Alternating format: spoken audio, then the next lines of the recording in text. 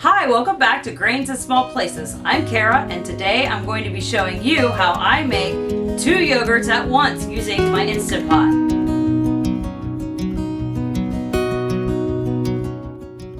Now, you're going to want to use the Fairlife milk or any ultra pasteurized milk. In this case, we do use the Fairlife milk to do the cold start method. If you want to use regular milk or fresh milk, you're going to need to do another step first with boiling the milk. But with the cold start method, if you use ultra pasteurized milk, you can use the cold start method. So, this is only going to take 3 ingredients. I'm going to use the Fairlife milk, I'm going to use vanilla bean, and I'm going to use a starter yogurt. Now you can use starter yogurt from your previous batches if the batches are fairly recent. I have also frozen some of my starter before so that I could use it in future batches. So let's get started. For the first flavor, we're going to open this. Did you guys know this could do this? Did you know that I owned an Instant Pot for like a year before I realized that this holds the lid here for you? Anyway, also for the lid, you don't really need the sealing ring for this because it's not going to be coming to pressure. You also could just use a glass lid or a plate, whatever. You don't want flies or dust or anything getting into your yogurt, so you do want to cover it. Also, it keeps the warmth in. So, what I'm going to do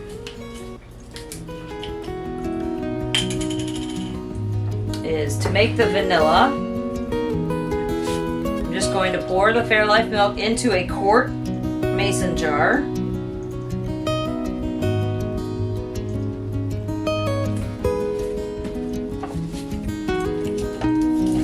And when you get your culture, you're going to want to make sure that you get a live active culture. So I actually already filmed this entire video once, and somehow I made the mistake of grabbing that one yogurt on the shelf that wasn't an active culture. I was in a really small town and there wasn't a lot of choices. So that whole video was garbage. Basically because it didn't turn out, it just stayed liquid. So this one I made sure to get the right one. So you're going to take about 2 tablespoons of your active yogurt. That there, because I'm going to use it in the next flavor. I'm going to give it a good stir just to distribute everything. And my husband actually already prepared the vanilla bean for us, so I'm going to grab that.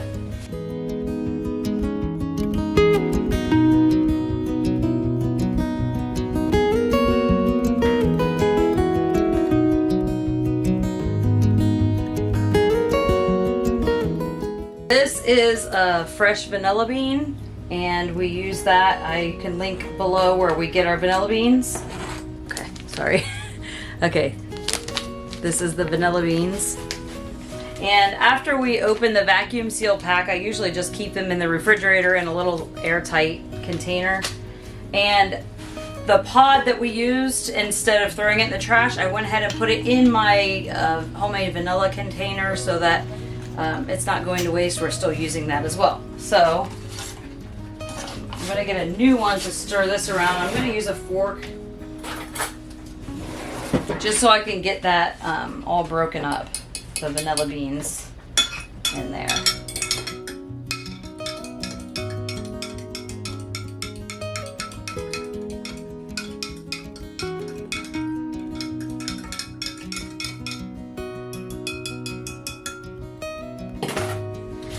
If you want this sweetened, which I will sweeten it for my family, when this is finished, you can put sugar or honey or whatever sweetener in it you want after it's all done, and then you can have a sweetened vanilla yogurt.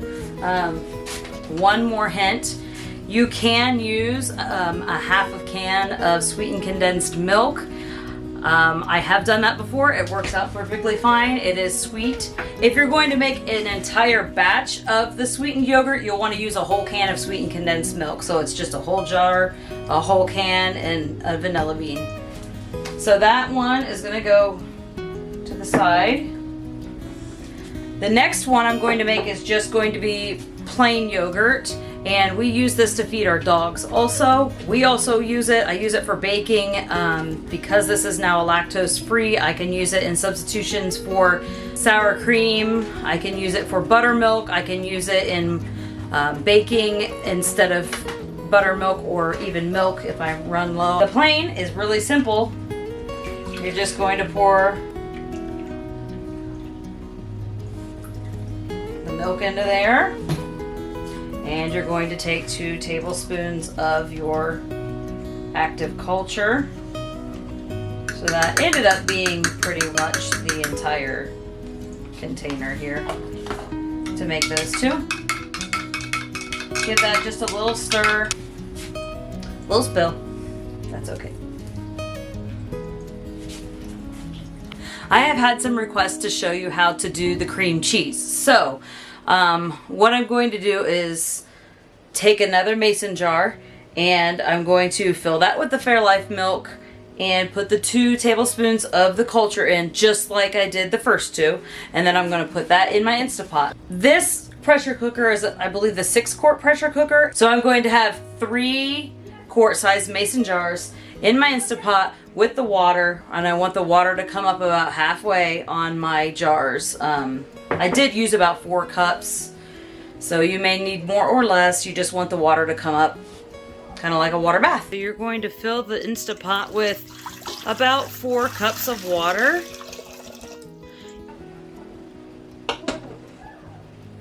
That one's going to go in, and then the other 2 are going to go in, and then we're going to have vanilla yogurt, and we're going to have plain yogurt, and then we will make the cream cheese out of the 3rd one. So I'm going to put the lid on.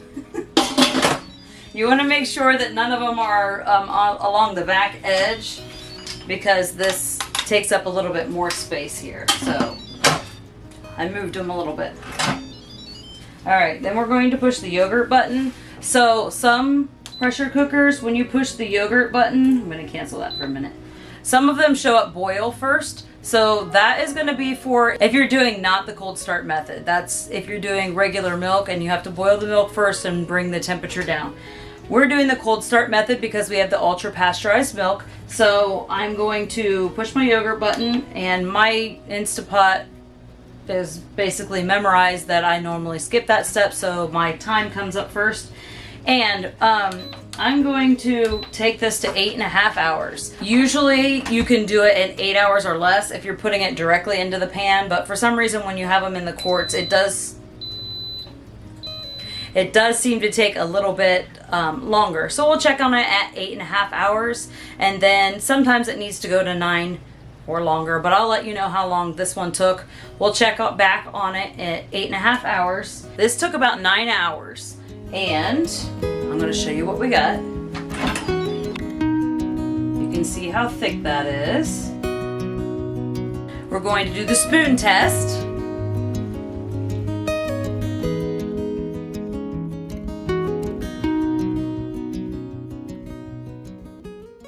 This one is one of the plain ones. And this one is one of the plain ones.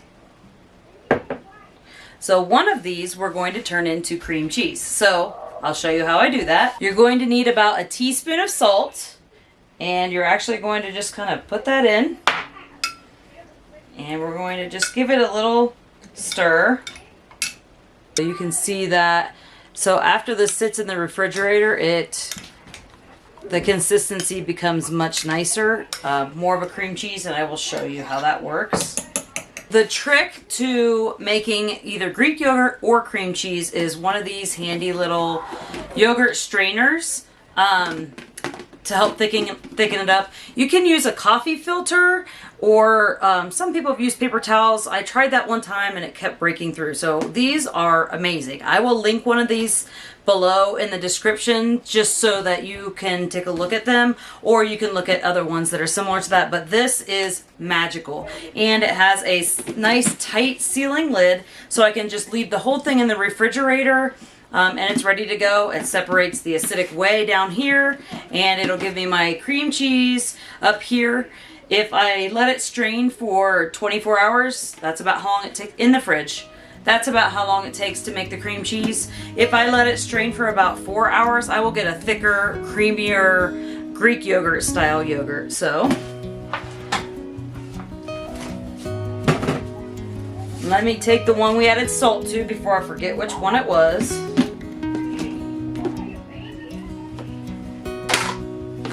And I'm just going to pour that straight in. Oops, a little messy. Let me get a spoon. All right, put that one in the side. Okay. I'm just gonna get the rest of this out of here.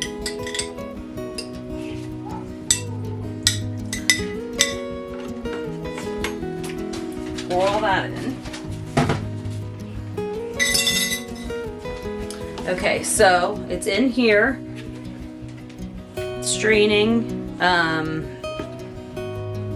Like I said, it'll take about 24 hours.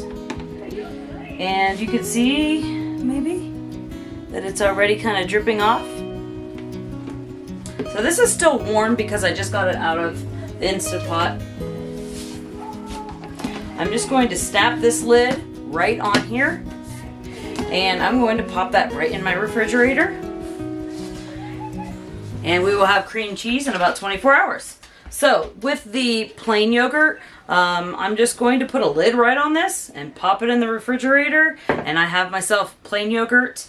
Like I said before, if you wanted it thickened like Greek yogurt, you could strain it out as well. We like this just how it is. And here is the vanilla yogurt. You can see all the vanilla bean in there. I'm actually going to just let this, put a lid on that, put that in the refrigerator, and they'll both be ready to eat in the morning. Okay, so I'm just going to put a lid on both of those. I'm going to put the blue one on the vanilla because generally the vanilla yogurt, I use blue, and that's what seems to work. Because we remember, and a lot of times I'll use orange or yellow on the plain, but also I will use one of these little Sharpie markers and write right on it.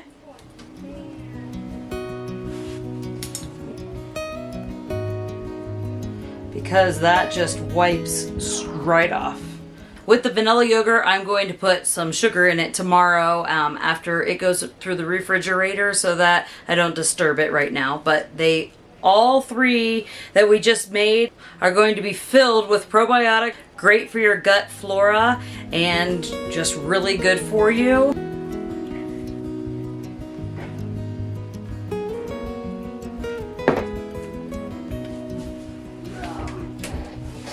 Okay, I'm gonna pop those in the refrigerator. I guess I could have also put the date on there, but we go through it pretty quick, so I don't think that'll be an issue. So, I will show you what the cream cheese looks like after about 24 hours so you can see the consistency. I use it in a lot of recipes. I can use this for cheesecake. I can use this for anything you would use cream cheese for, and it's lactose free. It will not bother some of us that have the sensitivity. So that I love. We just got back from a long day at hiking in Yellowstone and got to see a lot of cool stuff. So watch out for the Yellowstone video because that's coming up soon. But I wanted to show you guys the progress of the Arrow Garden. So let me show you our cute little produce. So if you can see, our tomatoes are starting to turn. We've got the jalapenos. And this one's the yellow tomatoes. They're not turning yellow yet, but they're behind. So if you can see here, Matt went ahead and put these dowel rods in and tied them with the fabric so that when we're traveling they don't fall down as easily, because sometimes when we're traveling they will kind of fall one way or another. We've had a few break off and a couple of them not make it, but we're gonna try it with this now, so I think this new system will be good. This is our lettuce. We have new lettuce getting ready to sprout in probably 2 to 4 days. I'll be able to take these little caps off as soon as the little green starts to show, and then we'll turn the light on once they start to sprout also. So I just wanted to show you guys that real quick. With the plain yogurt, I really just like to save a little bit of it so that I have it for a starter for my next batch. And so I'm just going to put about 4 tablespoons of this. Actually, I'll put 6 tablespoons of this. That way I have 2 tablespoons. If I want to make another 3 of them, you can skip this step and just buy yogurt next time if you don't want to keep making it. But I do like to have it on hand. I'm going to just label my freezer safe bag and I'm going to put it in the freezer.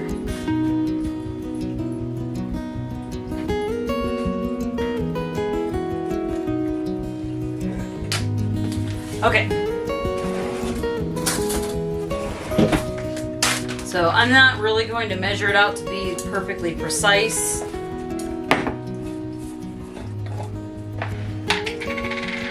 So 1, 2, 3, 4, 5, 6.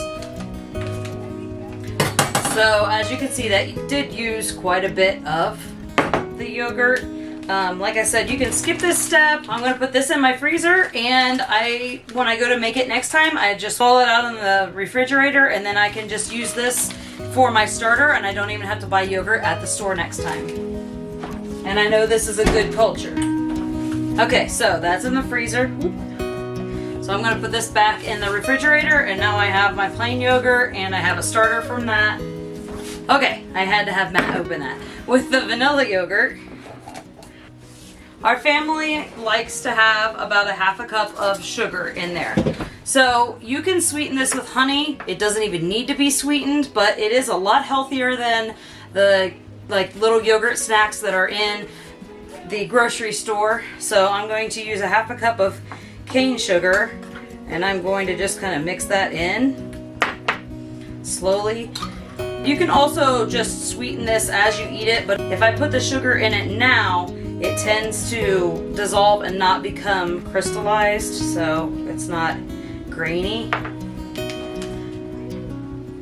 may run out of room in my jar. So it'll fit in there, but just barely. And this smells really good, like fresh vanilla yogurt. And I'm gonna give it a taste.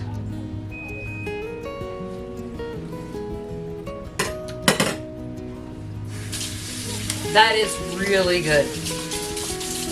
Really good. Still a little bit grainy because it hasn't dissolved yet, but delicious. Guys, this is way better than anything you can buy in the store.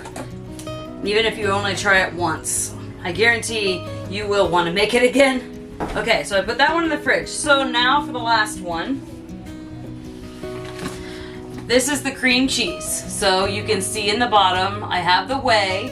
You can see it in there.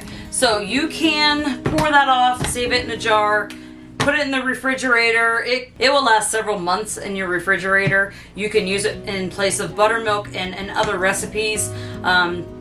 Sometimes you can pour it, sometimes I'll pour it over our dog's food even. I've heard that you can use this as a starter also, but I have not tried that yet. So if any of you give that a try, let me know if that works. So on to the cream cheese. So again, this has been straining for about 24 hours. And I'm just gonna show you. I love this particular strainer.